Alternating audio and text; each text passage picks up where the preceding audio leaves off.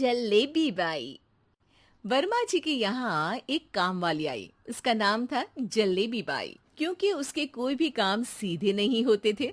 बात हो या काम, हर चीज घुमा के ही करती थी। अरे साहब, वो जो स्कूल में बच्चों की होती है ना, वो मुझे चाहिए। स्कूल में बच्चों को क्या क्लासेस क्लासेस क्यों चाहिए तुमको? अरे नहीं साहब, वो होती है ना गर्मी की। गर्मी की छुट्टी? हाँ हाँ, छुट्टी चाहिए 2 दिन की। अरे तो इतना घुमा कर क्यों बोल रही हो? सीधे सीधे बोलो ना। वैसे क्यों चाहिए तुमको छुट्टी? अरे मेरे भाई के जो पापा है ना, उनकी जो पत्नी है ना, उनके भाई के पापा की पत्नी को बुखार आ रहा है। ओहो, ऐसी पहेली मत बुझाओ कि मुझे बुखार आ जाए। अरे सीधे सीधे बोलो ना जलेबी बाई। अरे देखो, मेरे भाई के पापा, मेरे पापा, उनकी पत्नी यानी मेरी माँ के भाई यानी मेरे मामा के पापा यानी मेरे नाना, और मेरे नाना की पत्नी यानी मेरी नानी को ना बुखार आ रहा है साहेब। अरे जलेबी भाई, तुम 2 नहीं 10 दिन की छुट्टी ले लो। बस अगली बार से ना ऐसी छुट्टी मांगना हो तो अनुराधा से मांगना, मुझसे नहीं। ठीक है। एक और बात साहेब। एक और बात सुनी तो मुझे पागल खाने जाना पड़ेगा। अरे पागल खाने क्यों जाओगे आप? अरे चावल ही खा लो। अरे जलेबी भाई, दिमाग का ढोकला मत बनाओ, जाओ यहां से प्लीज।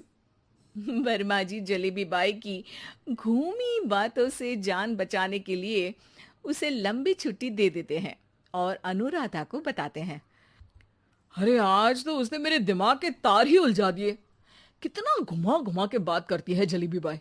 अरे तुम कहो तो मैं तुम्हारा हाथ बंटवा दूंगा घर के काम में, लेकिन जलेबी बाई को तो और झेल नहीं सकता मैं भाई। अरे शांत हो जाओ, मैं संभाल लिया करूंगी उसे। लोड मत लो आप उसको। हाँ हाँ, तुम संभाल लेना उसको, वरना मुझे नहीं संभाल पाओगी। मुझे आगरा के पागल खाने में ही भर्ती होना पड़ेगा। आगरा क्यों जाना? मुझे तो लगता है जलेबी बाई इस घर में थोड़े दिन और रही तो हमारा घर ही एक मशहूर पागल खाना बन जाएगा। तो दूसरी काम वाली ढूंढ ले क्या? अरे आजकल तो हर काम वाली बाई जलेबी जितनी ही टेढ़ी होती है। निकालेंगे नहीं, सिखा लेंगे उसको हम। लंबी छुट्टी के बाद जलेबी बाई घर आती है। अरे आ गई जलेबी बाई, नानी कैसी है तुम्हारी? और वो जो 2 के पहले आता है और जो 0 के बाद आता है। अब एक। हाँ, 1 नंबर है। अच्छा, क्या हुआ था उनको? जो दिल टूटने पर होता है ना, चोट लगने पर होता है, पगार का पैसा कटने पर भी होता है। अरे क्या होता है? बुरा लगता है? अरे जो सर में होता है, पेट में होता है, और जिसे सही करने के लिए ना आदमी को डॉक्टर के पास ही जाना पड़ता है। दर्द? हाँ, दर्द हुआ था उनका हाथ पैर में। अच्छा बस, मेरे दिमाग में दर्द होने लगा तुम्हारी जलेबी जैसी बातें सुनकर। एक काम करो, ऊपर गेहूं की पोटली रखी है, तुम जल्दी से लेकर आओ, आज आटा पिसवाना है। जलेबी बाई भागकर छत पर जाती है और गेहूं की पोटली उठाने की कोशिश करती है, मगर वजन ज्यादा होने की वजह से उससे बोरी उठती नहीं। वो सोचती है कि पोटली जल्दी पहुंचानी है। बस जलेबी बाई के टेढ़े दिमाग में एक टेढ़ी तरकीब आती है। वो पोटली को छत पे घिसकर उसे बालकनी तक ले जाती है और छत से भीतर बरामदे में बोरी फेंक देती है। लो जी लो, हो गया जल्दी जल्दी काम। नीचे पहुंचती है तो देखती है कि अनुराधा वहां उसे गुस्से से देख रही है और नीचे पूरा गेहूं बिखरा पड़ा है। ये क्या किया? अरे पोटली में वजन ज्यादा था, आपने कहा था जल्दी से ले आओ, तो इससे जल्दी कैसे करती मैं बताओ तो। हाँ, अरे एक काम तो सीधा करो, अब क्या करेंगे इन गेहूं का? सब सत्यानाश कर दिया। अनुराधा सोच लेती है कि अब इस जलेबी को सीधा करना ही पड़ेगा, वरना बहुत परेशानी हो जाएगी। जलेबी बाई फिर भी सुधरती नहीं है। रोज कोई घूमी फिरी बात से वर्मा जी के दिमाग में शॉर्ट सर्किट करती है, तो कभी अनुराधा के काम बिगाड़ती। जैसे कमरे में झाड़ू लगाने का कहने पर कमरों की दीवारों पर झाड़ू टांग के कहती, लगा दी कमरे में झाड़ू। देखते ही देखते ये महीना खत्म हो जाता है। अरे दीदी, पैसे दे दो ना। पैसे तो नहीं है। पैसे नहीं है का मतलब? पैसे तो होते ही है ना घर में। अरे भरोसा नहीं है तो पूरे घर में ढूंढ के बता दे कहाँ पैसे हैं, मिल जाएगी तुम्हें। अबे ढूंढ के लाई मैं। जलेबी जल्दी से अनुराधा का पर्स लेकर आती है। अरे इसमें है ना पैसा। अरे मुझे तो नहीं दिख रहा। अरे दीदी है ना, 2000 का नोट। अरे तो वो तो 2000 रुपए हैं, पैसे तो नहीं है। अरे दीदी दे दो ना, जल्दी घर जाना है, आज मेरी तारीख है। अरे पक्का आज तेरी तारीख है? हाँ दीदी, आज मेरी तारीख है, आज ही तो पगार लेती हूँ ना मैं। देखो आज तो 1 तारीख है, तेरी तारीख तो है नहीं आज। अरे दीदी दे दो ना, घुमा क्यों रही हो इतना? अच्छा कितनी पगार है तुम्हारी? 5000, आप ही ने तो तय की थी। 5 मतलब जो 4 के बाद आता है और 4 के पहले। हाँ हाँ दीदी। 5 वही जो 3 में 2 जोड़ के होता है। अरे हाँ दीदी हाँ। 5 वही ना जो 10 में से 5 घटाने पर होता है। अरे दीदी मैं समझ गई, अब आपको कभी नहीं घुमाऊंगी। प्लीज जल्दी से पैसे दे दो ना, सारी। और अब ना ये जलेबी बिल्कुल सीधी हो जाएगी कसम से। जलेबी बाई की अकल ठिकाने आ जाती है। अनुराधा जलेबी को पैसे दे देती है और कहती है, अब अगर तुमने हमें घुमाया ना तो तुमको कहीं दूर घूमने भेज देंगे, जहां से तुम घूमने के बाद कभी वापस ही नहीं आ पाओगी। समझ गई जलेबी बाई?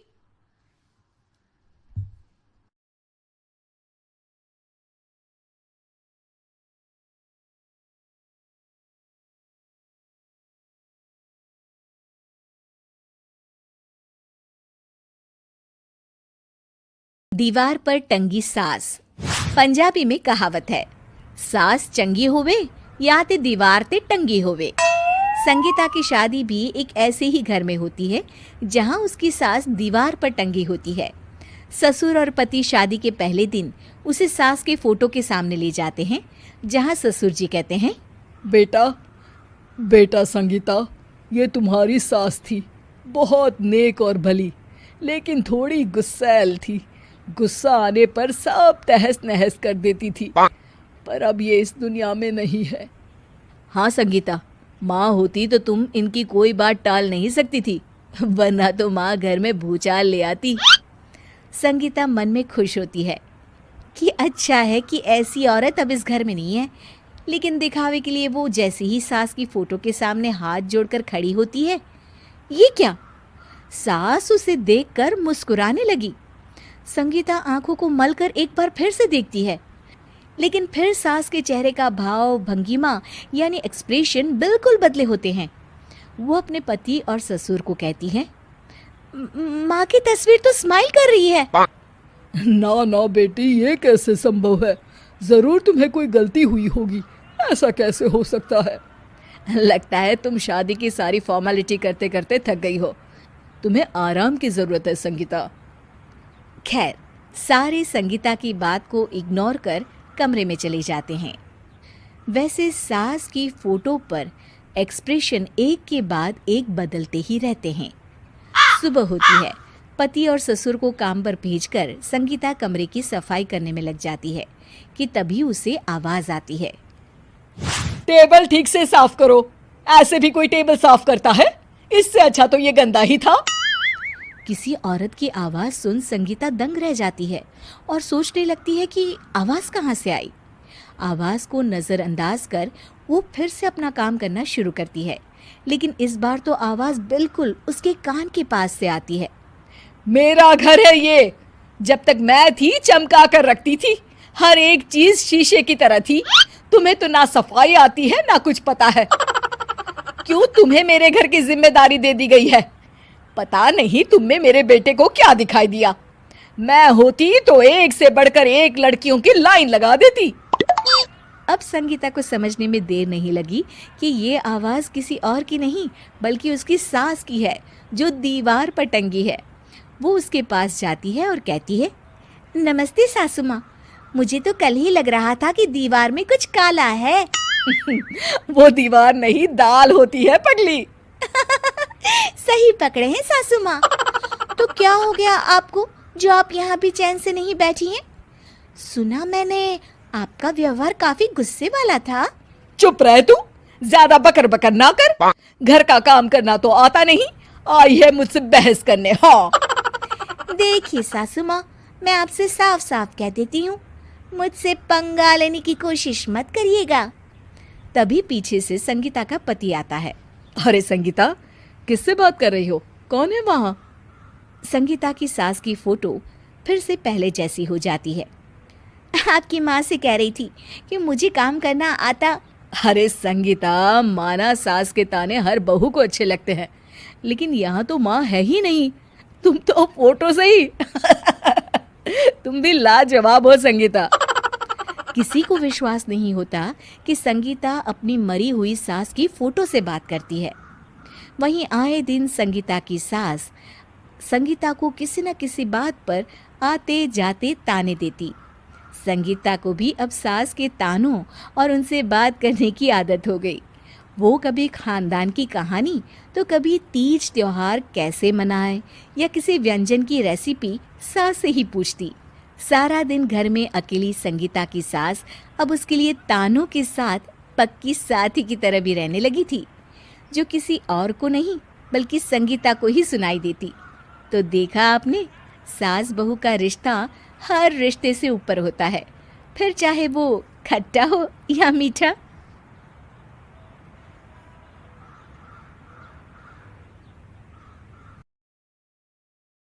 नई नई शादी करके आई थी पूर्णिमा। उसके पति प्रकाश को हर बात के बाद अरे मजाक कर रहा था बोलने की आदत थी। एक दिन पूर्णिमा चाय बना रही होती है। सुनो ना, ये मसाला चाय में सच में अगर मिर्ची, नमक, प्याज, लहसुन वगैरह का पेस्ट मिला दे तो चाय मसालेदार हो जाएगी ना? अरे आप कुछ भी मत बोलिए। अरे मजाक कर रहा था। प्रकाश कभी कभी मजाक करता था, लेकिन कई बार उसका मजाक ऐसी बात के साथ आता जिसको सुनने के बाद किसी को मजा तो नहीं पर गुस्सा जरूर आ जाता। जैसे एक दिन प्रकाश ऑफिस जाते हुए हड़बड़ी में कहता है, अरे मेरे मोजे कहाँ मौज मार रहे हैं? अभी लाई।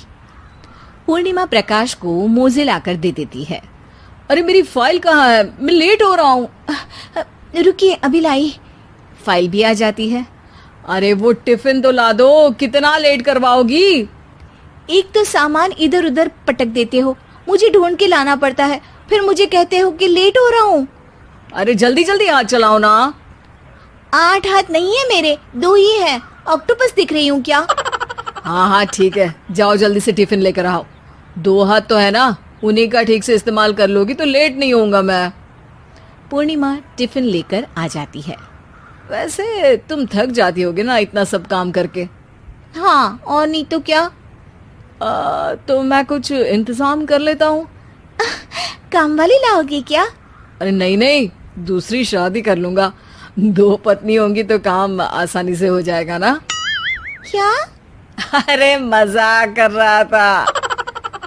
प्रकाश तो मैं मजाक कर रहा था कहकर वहां से चला जाता है, लेकिन पूर्णिमा के मन से प्रकाश की 2 शादी वाली बात का दुख पूरे दिन नहीं जाता।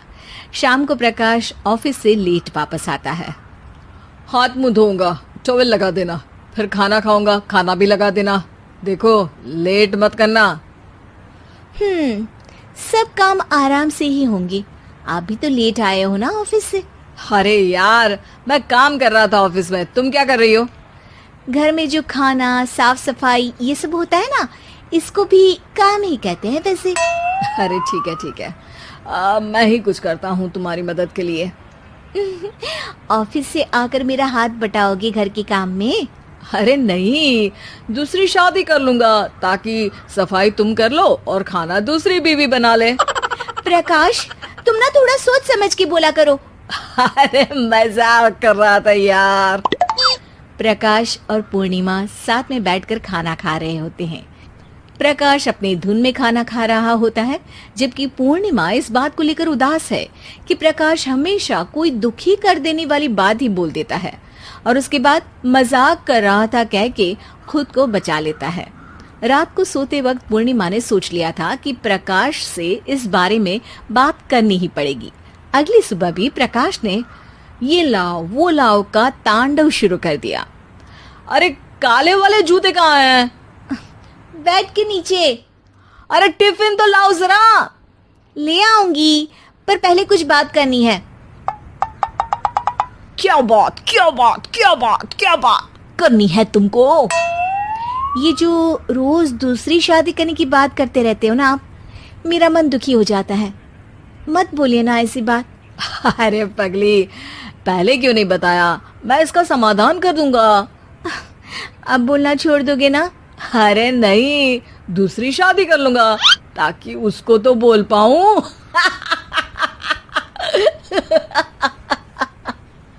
उफ़, तुम कभी नहीं सुधरोगे। मजाक कर रहा था।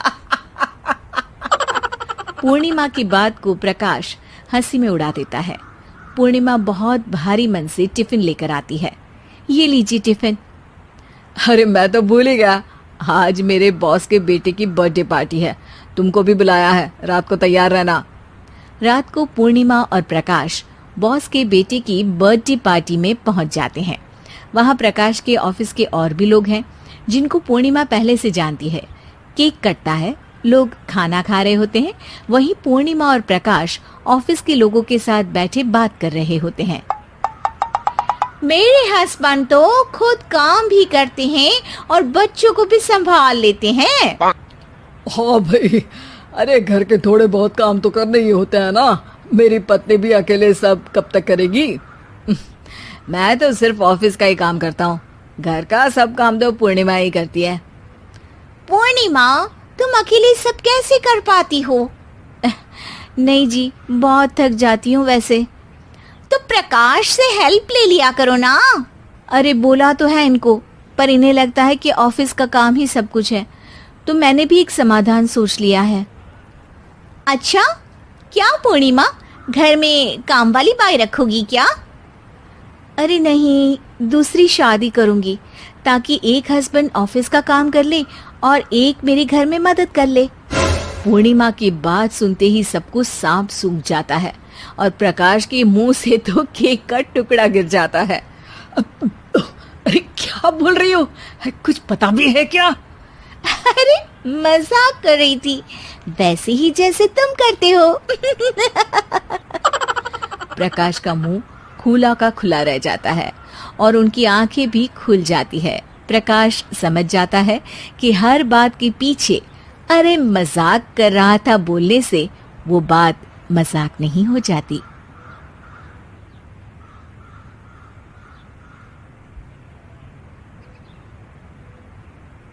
डरपोक सास बहू।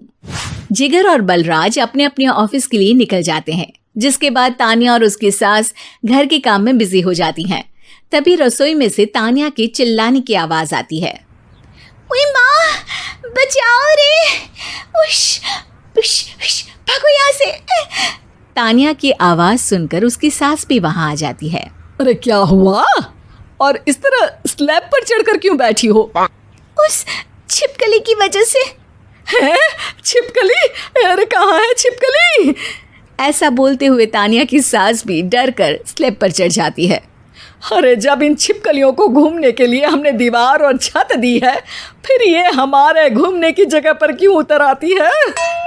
मुझे क्या पता, सामने बैठी है, आप ही पूछ लो ना, साथ में भगा भी देना। इस पर सास डरते हुए स्लैब पर बैठी बैठी ही छिपकली को भगाने की कोशिश करती है। हुश हुश हुश, अरे जा ना, वापस अपने घर जा। सासू माँ, छिपकली है, कुत्ता नहीं।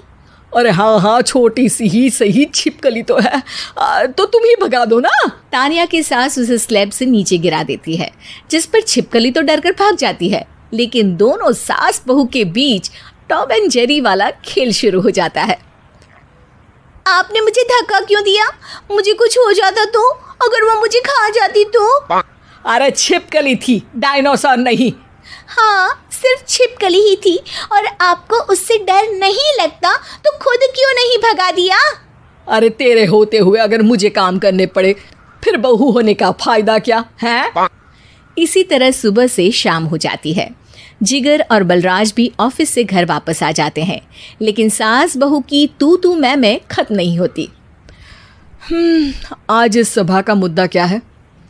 मम्मी ने मुझे छिपकली के सामने फेंक दिया। अरे वाह मेरे डरपोक, मुझ पर 30 साल से शेरनी जैसे हुक्म चला रही हो और एक छिपकली से डर गई। इस पर दोनों बाप बेटे हंसने लगते हैं, जिसे देखकर सास बहू एक दूसरे की शक्ल देखते हुए अब अपनी लड़ाई भूलकर उनसे लड़ना शुरू कर देती हैं। अरे आप ना ज्यादा बत्तीसी ना दिखाओ, नहीं तो शेरनी के एक पंजे से 32 के 32 दांत बाहर निकल आएंगे। अपनी माँ की इस बात पर अब जिगर अपने पापा को देखकर हंसने लगता है। अरे क्यों पापा, आ गया स्वाद। अभी आपको भी आएगा स्वाद। इस पर घर में सास बहू ड्रामा बंद होकर पति पत्नी नौटंकी शुरू हो जाती है, जिस पर तानिया से कहा सुनी के बीच जिगर अचानक चिल्लाते हुए कहने लगता है, कॉकरोच, इतना बड़ा कॉकरोच, हे भगवान, अब हमें इससे कौन बचाएगा? कॉकरोच का नाम सुनते ही दोनों सास बहू सारी लड़ाई भूलकर फुदक से कूदकर पास रखे सोफे पर चढ़ जाती हैं। अरे कहाँ है, अरे कहाँ है कमबख्त? अरे उसे भगाने की जगह अनाउंसमेंट तो ऐसे कर रहा है जिससे 12:40 की आखिरी लोकल है, छूटनी नहीं चाहिए। अरे भलाई का तो ज़माना ही नहीं है। ठीक है भाई, अब मैं आपको बिल्कुल भी नहीं बताऊंगा कि आपके पीछे भी एक बहुत बड़ा कॉकरोच बैठा है। जिगर की बात पर एक बार फिर दोनों डर से उछल जाती हैं, जिसके बाद जिगर और बलराज इसी तरह कभी कॉकरोच तो कभी छिपकली का नाम लेकर उन्हें परेशान करते रहते हैं। अगली सुबह ये दोनों हमारे डर का ऐसे मजाक बना रहे थे जैसे खुद कभी किसी चीज़ से ना डरते हो। ये जिगर ना बचपन में तो चींटी से भी डर जाता था। पर मम्मी, उन्हें डराने के लिए मैं चींटी तो नहीं पकड़ सकती। अरे पागल औरत, इतना बड़ा होकर क्या वो चींटी से डरेगा? मतलब हमें बदला लेने के लिए कुछ अलग सोचना पड़ेगा। अरे वाह, क्या ब्रांड न्यू न्यूज़ दी है। सोचो अब। दोनों बहुत देर तक जिगर और बलराज को डराने के लिए अलग अलग तरीके सोचती हैं, पर किसी भी अंजाम तक नहीं पहुंच पाती, जिस पर तानिया की सास उससे कहती है, हम उन्हें नहीं डरा सकते, पर अपना डर तो ख़त्म कर ही सकते हैं ना। अगर हमारा डर ख़त्म हो जाएगा तो फिर वो अपने मज़े के लिए किसे डराएंगे और इसी तरह उनका पचका हो जाएगा। हाँ, नाइस आइडिया, पर मुझे इससे डर क्यों लग रहा है? सास की बातों से डरते हुए भी वो दोनों अपने डर को ख़त्म करने के मिशन पर लग जाती है, जिसमें पहला कॉकरोच सामने आते ही वो डर कर भाग जाती है। हमसे ना हो पाई मम्मी, इससे आप ही निपटो ना। अरे क्या आप निपटो, साथ चल, नहीं तो तेरे ऊपर ना छिपकली गिरा दूंगी। हाँ बस, हाँ, पहले छिपकली पकड़ कर तो दिखाओ। अरे यार चल ना। इस पर दोनों भगवान का नाम लेते हुए एक वाइपर लेकर कॉकरोच के पास जाकर डरते डराते उसे भगा देती हैं, जिसके बाद उनमें थोड़ी हिम्मत आती है और वो दिन ब दिन एक एक कर अपने हर डर पर काबू पाने लगती हैं। कुछ हफ्तों बाद, वाह मम्मी, आइडिया तो मस्त था। अब कॉकरोच हो या उसका बाप, मैं किसी से नहीं डरती। अरे शाबाश। और मैं छिपकली हो या उसका पूरा गैंग, सबके छक्के छुड़ा दूंगी। पर मम्मी जी, उससे पहले किसी को सबक सिखाना है।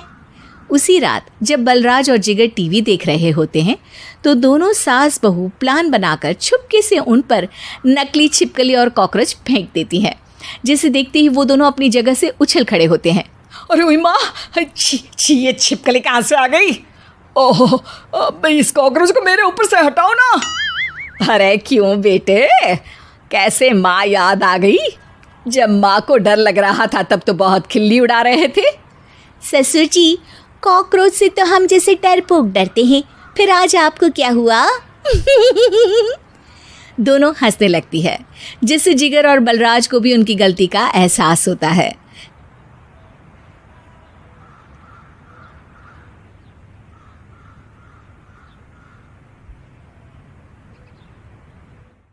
बदतमीज बहू। सभ्यता से भरपूर शास्त्री परिवार की इकलौती बेटी मोहिनी को बचपन में ही पढ़ाई के लिए विदेश भेज देते हैं, जहां से वो सालों बाद ग्रेजुएशन पूरी करके इंडिया वापस आती है, जो अब संस्कार, सभ्यता, संस्कृति जैसी चीजों से कोसों दूर होती है। एक सुबह मोहिनी शॉर्ट ड्रेस पहने, कानों में हेडफोन लगाए जोर जोर से इंग्लिश गाने गाती हुई घर में घूम रही होती है। सुबह सुबह भगवान का नाम लेते हैं, राक्षसों की तरह चिल्लाते नहीं। पॉप्स, आपको अच्छे गाने की बिल्कुल समझ नहीं है, so take a chill pill. अरे मोहिनी, पापा से ऐसे बात करते हैं क्या? सारी तमीज भूल गई हो? ओह मॉम प्लीज, इतनी बड़ी भी कोई बात नहीं हुई, सो डोंट ओवर रिएक्ट। ऐसे ही दिन बीतते हैं, जिसमें मोहिनी के तौर तरीके, रहने और बात करने का ढंग उसकी मम्मी पापा को परेशान करने लगता है। भला कोई मानेगा कि ये मेरी बेटी है? रीति रिवाज और संस्कारों से तो इसका दूर दूर तक कोई नाता नहीं, और अब तो लगता भी नहीं कि कभी होगा। अरे ऐसे कैसे नहीं होगा? लड़कियां सारे नखरे अपने माँ बाप को ही दिखाती है। ससुराल जाकर उन्हें सब कुछ करना भी पड़ता है और मानना भी। पत्नी की बात शास्त्री जी समझ जाते हैं और कुछ ही दिनों में अपने से भी ज्यादा धार्मिक परिवार में निखिल के साथ मोहिनी का रिश्ता पक्का कर देते हैं। रिश्ता तो पक्का कर दिया, पर यहाँ मोहिनी को कैसे मनाएंगे? शादी ब्याह के मामले में आटे में नमक जितना झूठ तो चलता है जी। इसी तरह एक के बाद एक तिकड़म लगाते हुए दोनों मिलकर मोहिनी को शादी के लिए तैयार कर लेते हैं और मोहिनी निखिल की शादी हो जाती है, जिसके अगले दिन से ही मोहिनी दोबारा अपने पूरे अवतार में शॉर्ट ड्रेस पहनकर घर में घूमने लगती है। बहू को ऐसे देख सास की आंखें फटी की फटी रह जाती हैं। अरे ये क्या बेशर्मी है, हमारे घर की लड़कियां जींस तक नहीं पहनती और तुम बहू होकर इतने छोटे कपड़े पहनकर पूरे घर में घूम रही हो। सीरियसली मॉम, प्लीज आप अपनी इस 80 के दशक वाली सोच में मुझे इंक्लूड मत करो। हाय तौबा, एक तो बेशर्मी दिखाती है, ऊपर से सास के साथ जुबान भी लड़ाती है। अरे जल्दी कपड़े बदल कर आ, घर की पहली आरती तुम्हें ही करनी है। इतनी देर में निखिल भी वहां आ जाता है। माँ पापा आने वाले हैं, पूजा का सारा सामान तैयार है ना? ये पूजा हमेशा मेरे बॉयफ्रेंड्स के पीछे पड़ी रहती थी और अब हस्बैंड के पीछे भी आ गई। मोहिनी की बातें सुन सास तो अपना सिर पकड़ लेती है, लेकिन निखिल किसी न किसी तरह उसे पूजा के लिए कन्विंस करके कपड़े चेंज करने के लिए भेज देता है, जिस पर पूजा खत्म होने के बाद वो एक बार फिर अपनी शॉर्ट ड्रेस में आ जाती है। बहू, ये क्या तरीका है? संस्कार नाम की कोई चीज है या नहीं? नहीं ससुर जी, संस्कार मेरा दूसरा बॉयफ्रेंड था, अब तो मेरा उससे कोई कांटेक्ट नहीं है। मोहिनी का जवाब सुन के ससुर तो भगवान नाम जपते वहां से चले जाते हैं, लेकिन सास बहू के बीच कहासुनी फिर शुरू हो जाती है, जिसे इग्नोर करते हुए मोहिनी घर से बाहर चली जाती है और देर रात घर वापस आती है। मोहिनी, मैं जानता हूँ कि तुम विदेश में रही हो और तुम्हें वहीं की आदत है, पर यहाँ चीजें कुछ अलग है। अगर तुम उस हिसाब से कुछ एडजस्ट कर लो तो सबके लिए सही हो जाएगा। I am not in a lecture mood. Good night.